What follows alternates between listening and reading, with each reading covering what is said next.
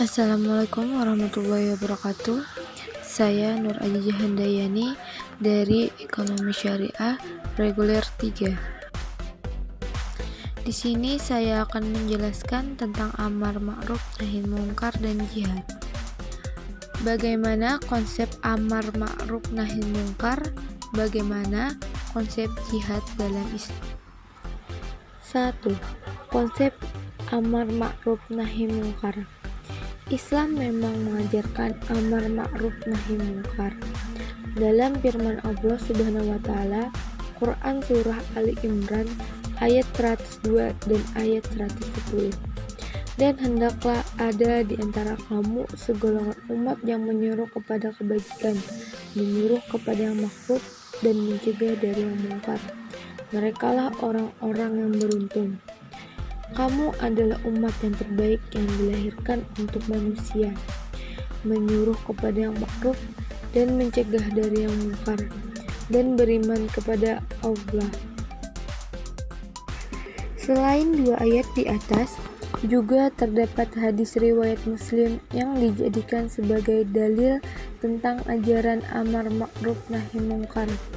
Barang siapa di antara kamu melihat kemungkaran, hendaklah ia merubah dengan tangannya. Jika tidak bisa, maka dengan lisannya. Jika tidak bisa lagi, maka dengan hatinya. Dan yang terakhir itu adalah selemah-lemahnya iman. Hadis riwayat Muslim.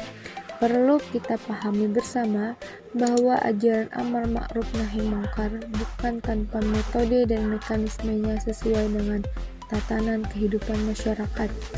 Allah Subhanahu wa taala telah mengajarkan kepada kita bagaimana seharusnya melakukan amar ma'ruf nahi munkar.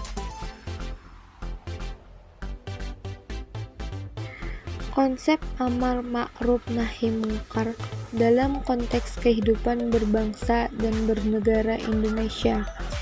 Kita berada di dalam negara hukum sebagaimana ditegaskan dalam pasal 1 ayat 3 Undang-Undang Dasar 1945 perubahan ketiga, bahwa segala persoalan dan silang sengketa dalam hidup bermasyarakat dan bernegara harus diselesaikan sesuai dengan ketentuan hukum yang berlaku dan oleh pemegang otoritas hukum yang sah.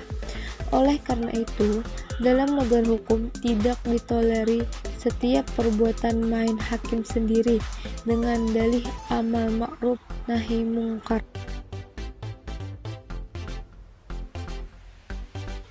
2. Konsep jihad dalam Islam. Salah satu konsep yang kerap disalahpahami beda agama maupun umat Islam itu sendiri adalah istilah jihad. Yang ada di benak pikiran kita pada umumnya adalah teroris, bom bunuh diri, perang. Jangan sampai pemikiran kita disalahartikan dalam mengenal prinsip-prinsip Islam. Jihad adalah upaya mengarahkan segala tenaga, harta, dan pikiran untuk melawan musuh. Jihad dapat diartikan menjadi 3 macam. A. Mengatasi musuh yang nyata. B. Menghadapi setan.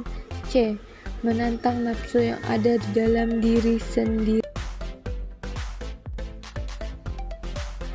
Namun, ada pula yang mengartikan bahwa jihad dalam pemahaman yang ketat, maka yang ada di dalam pikiran adalah peperangan, senjata, darah, dan kematian. Mereka memaknai jihad sebagai kewajiban untuk memindahkan orang-orang kafir dan orang-orang munafik sampai mereka masuk Islam. Artinya, mereka mengundang orang masuk Islam dengan cara menantang dan menggunakan perlawanan. Firman Allah, Quran surah Al-Baqarah ayat 190. Dan peranglah di jalan Allah orang-orang yang memerangi kamu, tetapi janganlah melampaui batas. Sesungguhnya Allah tidak menyukai orang-orang yang melampaui batas. D. Kesimpulan. Konsep amar ma'ruf nahi munkar yang dituangkan dalam kehidupan berbangsa dan bernegara harus dilakukan melalui mekanisme yang berlaku dengan menghormati otoritas hukum sehingga dapat menjaga dan memperkokoh tegaknya negara hukum Indonesia. Konsep jihad untuk mempertahankan kedaulatan negara melalui korupsi, mencegah paham radikalisme, dan sebagainya. Sedangkan jihad sebagai kaum mahasiswa bisa dilakukan dengan belajar sungguh-sungguh, menjauhi narkoba, pergaulan bebas, serta menyaring berita yang tidak ada sumbernya. Sekian dari saya tutup. Salah hilap mohon maaf. Wassalamualaikum warahmatullahi wabarakatuh.